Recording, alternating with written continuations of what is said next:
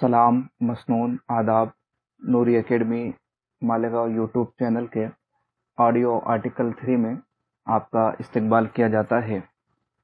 आज के इस ऑडियो आर्टिकल में उर्दू अदब की अव्वलीन तहरीक तरक्की पसंद तहरीक के हवाले से चंद मालूमाती बातों को हम समाअत करेंगे।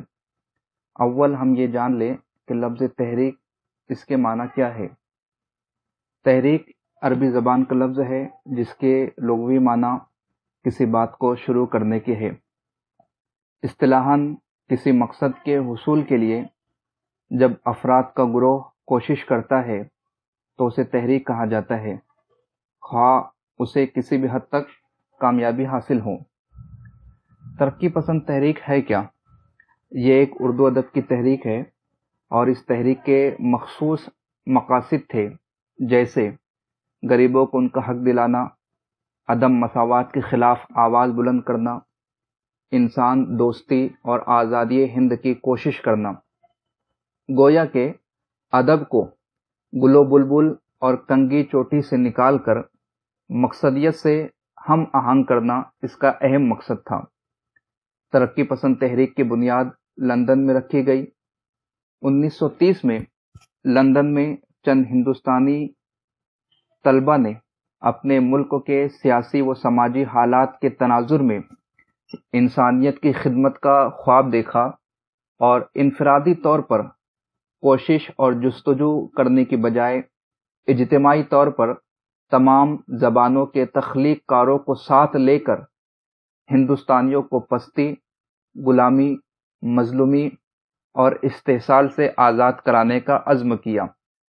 इस तहरीक का बाकायदा आगाज़ अप्रैल 1936 में लखनऊ में मुनक्किदा कॉन्फ्रेंस से होता है, जिसकी सदारत शोरे आफाक अदीब मुंशी प्रेमचंद ने की थी।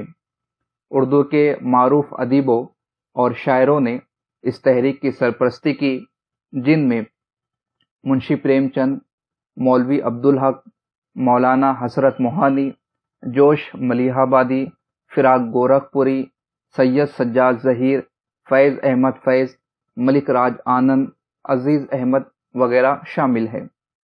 ये तहरीक उस दौर में इस हद तक असरअंदाज हुई कि पुराने और तजुर्बाकार कलमकारों के साथ साथ हर नया लिखने वाला इस तहरीक से खुद को वाबस्ता करने में फ़ख्र महसूस करने लगा। जैसा कि बयान हुआ कि लंदन में हिंदुस्तान के काफ़ी तलबा तालीम की गर्ज से मुकीम थे।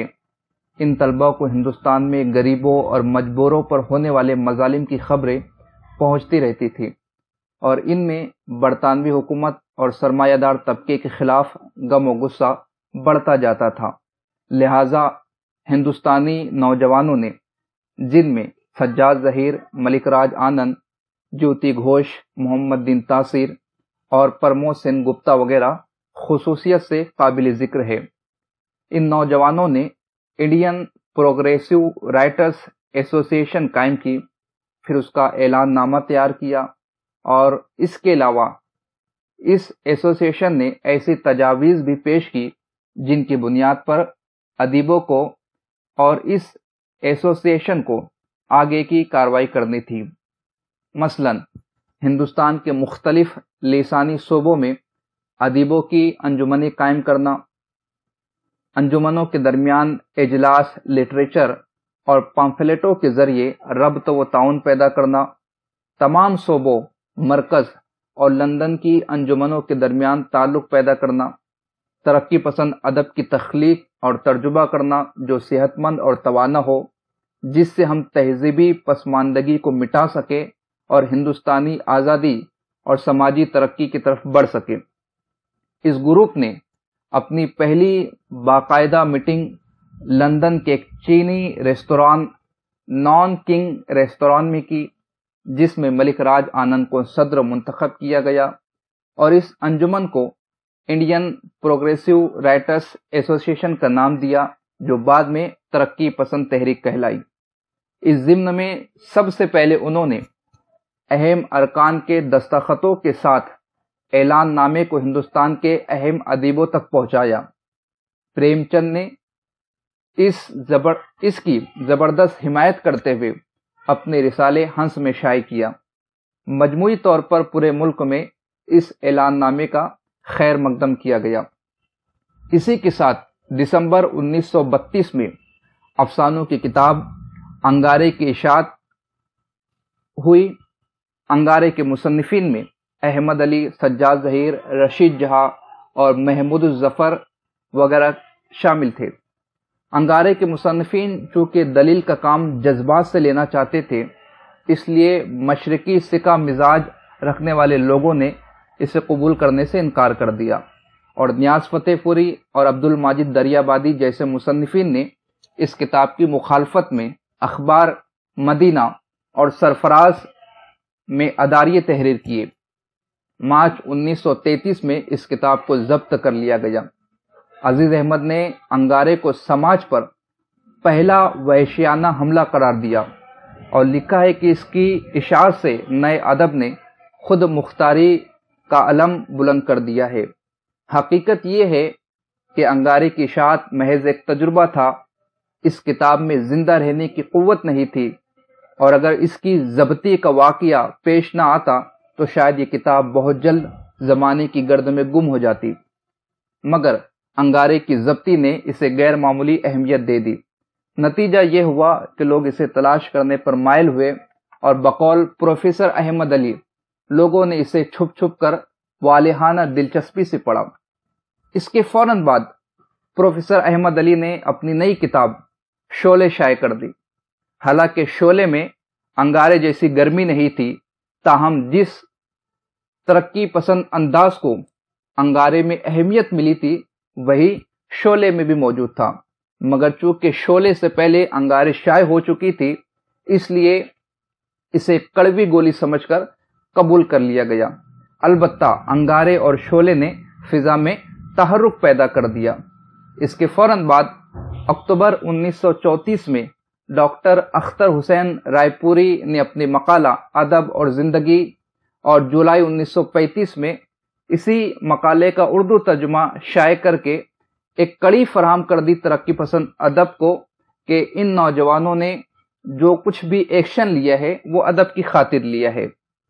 اس کے بعد 1935 میں سجاد ظہیر لندن سے ہندوستان تشریف لائے۔ انہوں نے مختلف علاقوں اور مختلف زبانوں سے تعلق رکھنے والے ادیبوں سے رابطہ کیا، اور مختلف لوگوں کے تعاون سے باقاعدہ طور پر اپریل 1936 میں ایک کل ہند کانفرنس کا انعقاد کیا، جس میں پریم چند نے خطبہ صدارت پڑھا۔ اس خطبہ صدارت کے جملے کافی مشہور ہوئے، وہ یہ کہ ہمیں حسن کا معیار بدلنا ہوگا، ہماری کسوٹی پر وہ ادب کھرا اترے گا جس میں تفکر ہو، آزادی کا جذبہ ہو، حسن کا جوہر ہو، تعمیر کی روح ہو، زندگی کی حقیقتوں کی روشنی ہو، جو ہم میں حرکت، ہنگامہ اور بے چینی پیدا کرے، سلائے نہیں، کیونکہ اب زیادہ سونا موت کی علامت ہوگا۔ اس کانفرنس میں شرکت کرنے والوں میں منشی پریم چند کے علاوہ چودھری محمد علی رودولوی، سید سجاد ظہیر، احمد علی، فراق گورکھپوری، محمود الظفر، حسرت موہانی، جوش ملی آبادی، ساگر نظامی اور مختلف ریاستوں کے نمائندے شامل تھے۔ اسی کانفرنس میں سید سجاد ظہیر کو انجمن ترقی پسند مصنفین کے جنرل سیکریٹری کے طور پر منتخب کیا گیا۔ لکھنؤ کانفرنس کی خاطر خواہ کامیابی کے بعد مختلف شہروں میں انجمن کی کانفرنسیں منعقد ہوئی اور اس کی شاخوں کا قیام عمل میں آیا۔ اگر اس پر ہم ایک نظر دوڑائیں تو ہمیں علم ہوگا کہ 1938 میں ترقی پسند مصنفین کی دوسری کل ہند کانفرنس کلکتہ میں ہوئی اور اس کی صدارت ملک راج آنند نے کی۔ 1942 میں ترقی پسند مصنفین کی تیسری کل ہند کانفرنس دہلی میں ہوئی اور اس کی صدارت ڈاکٹر عبد العلیم نے کی۔ 1945 میں چوتھی کانفرنس حیدرآباد میں ہوئی اور اس کی صدارت حسرت موہانی نے کی۔ 1947 میں پانچویں کانفرنس لکھنؤ میں منعقد ہوئی اور اس کی صدارت رشید احمد صدیقی نے کی۔ 1949 में तरक्की पसंद अदीबों की 6ठी कॉन्फ्रेंस भिवंडी में हुई और इसकी सदारत राम बिलास शर्मा ने की। 1952 में तरक्की पसंद अदीबों की 7वीं कॉन्फ्रेंस दिल्ली में हुई और इसकी सदारत कृष्ण चंद ने की। 1956 में तरक्की पसंद मुसन्निफिन की 8वीं और आखिरी कुल हिंद कॉन्फ्रेंस हैदराबाद में मुनक्किद हुई। बेशुमार शायर और अदीब इस तहरीक से वाबस्ता हुए और इस तहरीक को कामयाब बनाने के लिए बेलौस खिदमात अंजाम देने लगे, जिसके सबब इस तहरीक ने तंजीमी और इल्मी सतह पर इर्तिकाई मनाजिल तय किए और 20वीं सदी की सबसे कामयाब तहरीक बन गई। तहरीक के ओवरऑल खाके पर हम नज़र दौड़ाए तो तहरीक के हमें 3 अदवार नजर आते हैं। तहरीक का सबसे पहला दौर है लंदन के रेस्तरां नॉकिंग रेस्तरां और उसमें मौजूद उदबा शोरा और उनका ऐलाननामा, यानी कि 1936 से लेकर 1940 तक का दौर, लंदन की मीटिंग और सज्जाद ज़हीर की गिरफ्तारी तक। दूसरा दौर 1942 से 1947 तक, यानी सज्जाद ज़हीर की रिहाई से आज़ादी हिंद तक। तीसरा दौर आज़ादी से सियासी पाबंदी और नए मंशूर की इशाअत तक, यानी 1947 से 1952 तक। तरक्की पसंद तहरीक के मुख्तलिफ मकासिद थे जिसकी उन्होंने इशाअत करने की मुकम्मल कोशिश की, उन मकासिद को हासिल करने के लिए अनथक मेहनतें की। अब चूँकि तरक्की पसंद तहरीक मुख्तलिफ एतबार से अदब को मुतासिर कर रही थी और मुख्तलिफ मकामात पर उसके इजलास मुनक्किद हो रही थी, तो तरक्की पसंद की ये जो कुछ भी कारकर्दगी है वो अंग्रेजी हुकूमत से पोशीदा नहीं थी। और जब दूसरी जंग अज़ीम छिड़ी तो तहरीक को कम्युनिस्ट पार्टी का हिस्सा करार दे दिया गया और सज्जाद ज़हीर, अली सरदार जाफरी और अब्दुल अलीम वगैरह राइटर्स को गिरफ्तार कर लिया गया। चुनांचा तरक्की पसंद तहरीक ताअत्तुल का शिकार हो गई और जो उदबा जेल से बाहर भी आए तो उनमें से कई एक ने अंग्रेजी अफवाज या हुकूमत के दूसरे अदारों में मुलाजमतें इख्तियार कर ली।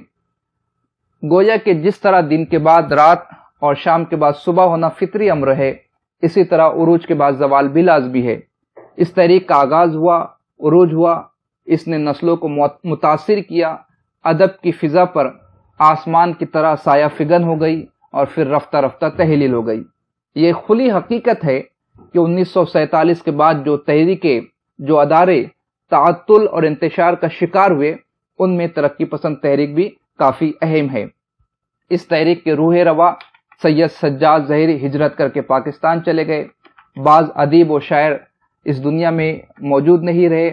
इसी तरह छठी दहाई में नज़रियाती एतबार से इस तहरीक में बिखराव के आसार नजर आने लगे। बाज़ अदीबों और शायरों ने जब ये महसूस किया कि ये तहरीक प्रोपेगेंडा बन गई है और इससे अदब मजरू हो रहा है, तो उन्होंने इससे किनारा कशी इख्तियार कर ली। इस तरह 8वीं दहाई के आते आते तरक्की पसंद तहरीक तहलील हो चुकी थी और जदीदियत पूरी तरह से सर उबार चुकी थी।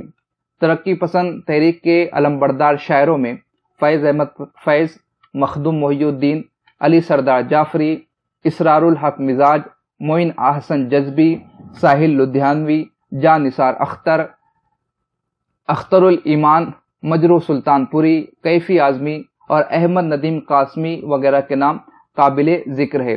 तरक्की पसंद अदीबों में फिक्शन निगार की हैसियत से मुंशी प्रेमचंद, कृष्णचंद, बेदी, मिंटू और इस्मत के नाम काफ़ी अहम है, जबकि नाकिद की हैसियत से सज्जाद ज़हीर, एहतिशाम हुसैन, मुमताज़ हुसैन, मोहम्मद हसन और कमर रईस वगैरह का नाम काफ़ी अहमियत का हामिल है। इस तहरीक के हवाले से मज़ीद मालूमात हासिल करने के लिए अली सरदार जाफरी की किताब तरक्की पसंद अदीब, खलीलुर रहमान आज़मी की किताब उर्दू में तरक्की पसंद अदबी तहरीक, उर्दू अदब के इर्तिका में अदबी तहरीकों और रुझानों का हिस्सा डॉक्टर मंजर आज़मी की किताब, सैयद एहतिशाम हुसैन की किताब उर्दू अदब की तनकीदी तारीख, इन किताबों से इस्तेफादा किया जा सकता है।